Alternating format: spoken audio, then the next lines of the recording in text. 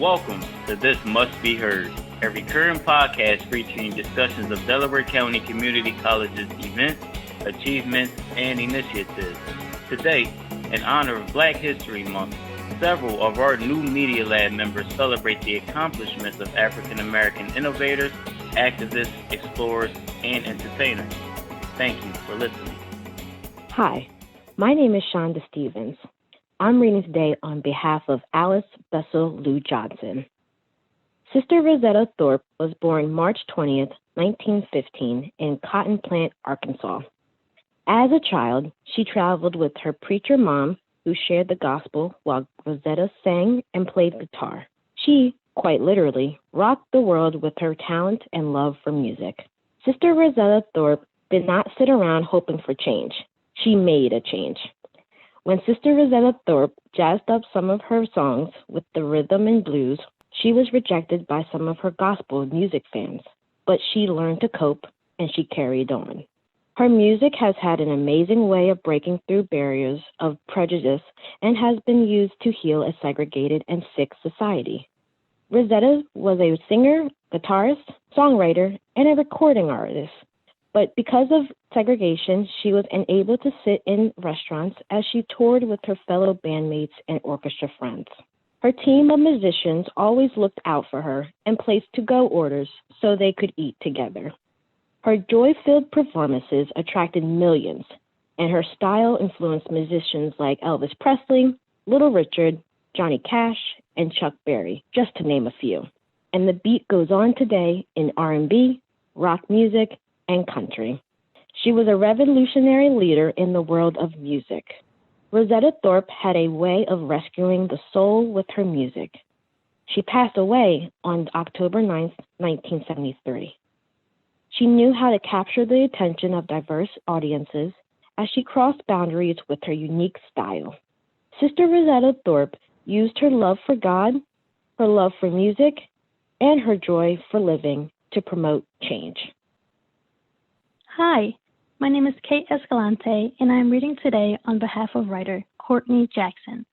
Congresswoman Maxine Waters has been in public service for more than 40 years. She is known for her outspokenness and unique views on various issues that affect the United States. With a knack for addressing controversy head-on, it is no wonder that Congresswoman Waters has made history when she became the first African-American chair of the House of Financial Services Committee, as well as the first woman to hold the position. In addition to shattering the status quo, Congresswoman Waters is a talented grassroots organizer. This is demonstrated in the support that she has received from both her supporters and colleagues over the years. Thus far, Congresswoman Waters has been elected for 15 terms in the U.S. House of Representatives and has continued to gain a reputation for supporting women, children, people of color, and the poor. With more than 70% of the vote, and with her charge of covering most of the low-income cities in California, Congresswoman Maxine Waters still has much work left to do as her service continues. Hi, my name is Devin Ulysses. I'm reading today on behalf of writer Star Johnson. On November 7th, 2017, Minneapolis City Councilperson Andrea Jenkins made history by being the first Black trans woman to serve in a public office in the United States. Andrea cites Harriet Tubman as her personal inspiration. Like Tubman, Andrea Jenkins realized she had to make the change she wanted to see in the world. She has involved herself in bringing in more awareness to climate control, minimum wage, and bail reform, things that she feels are overlooked by society and the federal government. She has also shown determination in helping the LGBTQ plus community, and she has worked to reform systematically racist policies. Andrea hopes the work she has done will not only promote positive change, but help others who feel invisible. Andrea once said, and I quote, "Me being there says to them that they can walk into these spaces and walk confidently and proudly and hold their heads up high as they offer their talent." Andrea Jenkins has made her impact proudly and deserves to be celebrated this Black History Month. Hi, I'm Brian Mangini. I'm here today to talk to you about Cicely Tyson. Cicely Tyson was born in 1924 to deeply religious Caribbean immigrant parents during the middle of the Harlem Renaissance. As a young woman living in New York, Cicely had a successful run in modeling, and she later broke into acting after a friend encouraged her to audition. Over the course of her storied career, which spanned almost 70 years, she didn't take on roles just for the money. She was very selective, choosing ones that only elevated the image of the Black woman as strong and graceful. She realized quickly that she was in a position to fight injustices and uplift an entire race of people. This type of activism helped knock down doors for future generations of actors of color.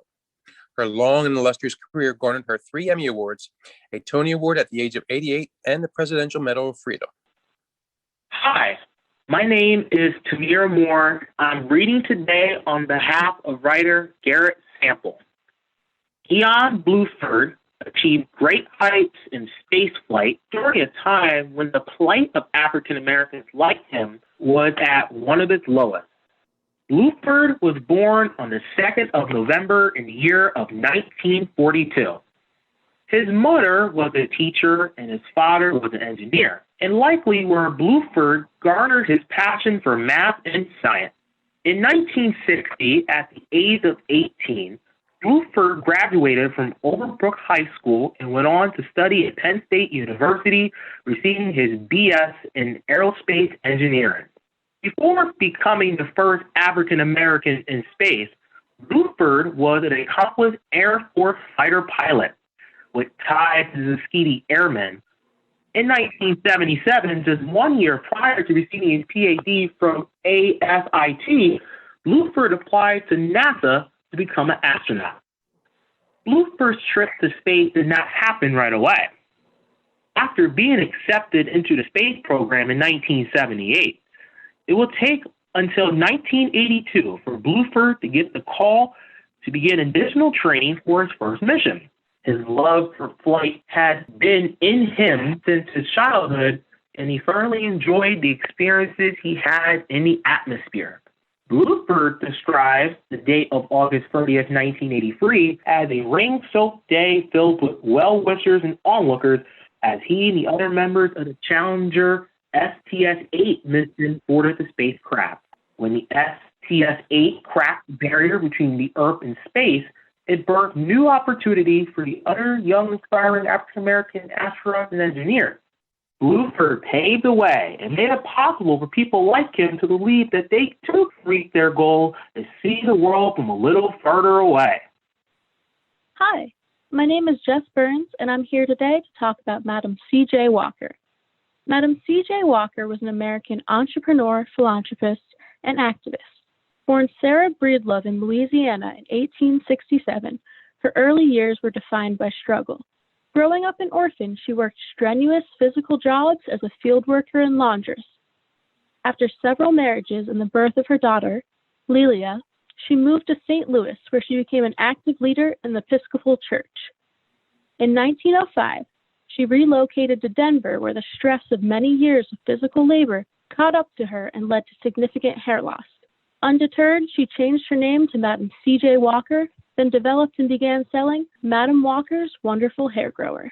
Her hair care line expanded and was specifically made for Black women who were largely left out of the cosmetic market up until that point.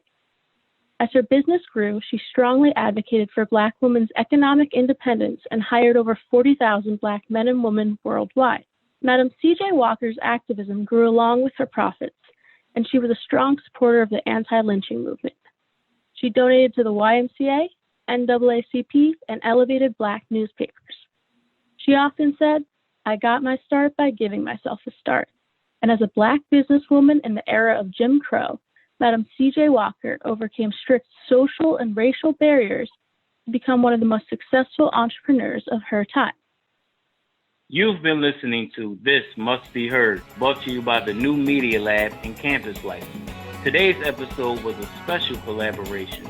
Our writers included Courtney Jackson, Alice Bessou Johnson, Star Johnson, Garrett Sample, Brian Minjin, and Jess Burns.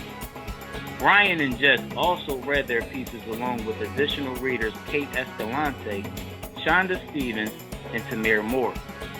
Reader Devin Ulysses produced this episode as well. Our regular production team includes Felix Augusto, Indigo Frazier, Victoria Callbreath, and Samuel Larson. Our executive producer is Tashia White. If you have an interest in joining the new Media Lab, please message or contact the Office of Campus Life. Please be sure to follow, like, and subscribe to our YouTube channel and social media. I'm your announcer, Irish Davis. Thank you for listening.